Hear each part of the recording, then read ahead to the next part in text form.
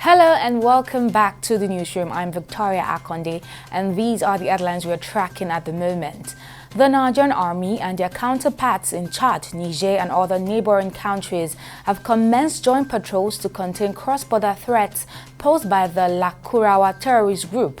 The collaborative effort aims to produce fresh findings by restricting the movement of the group, which has been linked to heinous criminal activities in northern Nigeria and its neighboring countries. This was as the Sokoto state government expressed frustration over the difficulty of containing the group due to its weak borders.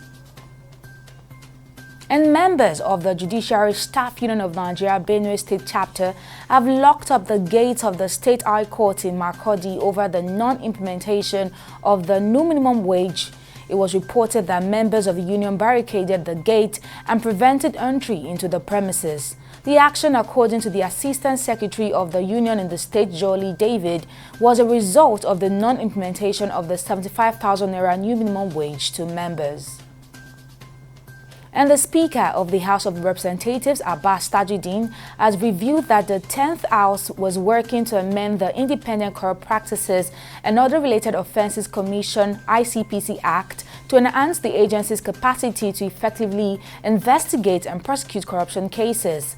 Abbas disclosed this on Monday in Abuja at the International Anti-Corruption Day, where he lamented that corruption undermines Nigeria's development in profound ways. He said corruption also drains resources that could be channeled towards building infrastructure, creating jobs, improving education, and providing health care.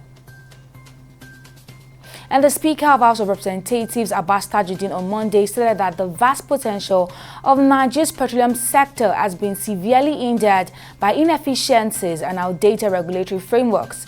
Addressing members of the House's petroleum-related committees at a workshop on legislative measures for realizing the mandate of the Nigeria Upstream Petroleum Regulatory Commission, Tajuddin emphasized that the petroleum sector has long been the backbone of Nigeria's economy, significantly contributing to the GDP and serving as the main source of foreign exchange earnings.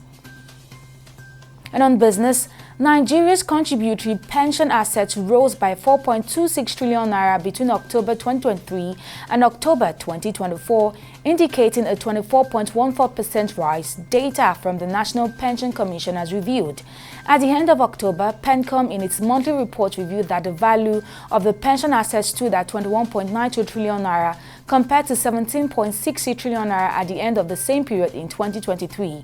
In terms of asset composition, the dynamics of the assets mix for pension assets under management remained relatively unchanged, with the majority of pension assets concentrated in government securities. On the foreign scene, 16 European Union countries have called on the European Commission to introduce a new law to harmonize tobacco taxation across the bloc, including emerging products like electronic cigarettes and vapes. Led by the Netherlands and supported by countries like Germany, France and Spain, a request was made to the EU Commission urging the revision of the 2011 Tobacco Taxation Directive to address disparities caused by outdated legislation, with finance ministers from the participating countries stressing its importance. And finally on sports, Kylian Mbappe, one of the world's most celebrated footballers, has urged parents to rethink their approach to pushing their children into rigorous training regimes in hopes of creating the next football superstar. In an interview with journalists, Mbappe urged parents to stop the trend of Project Mbappe, emphasizing that his own parents allowed him to have fun and enjoy the game without pressure. Those are the major stories from our newsroom at this moment. We'll keep you updated at 6 p.m.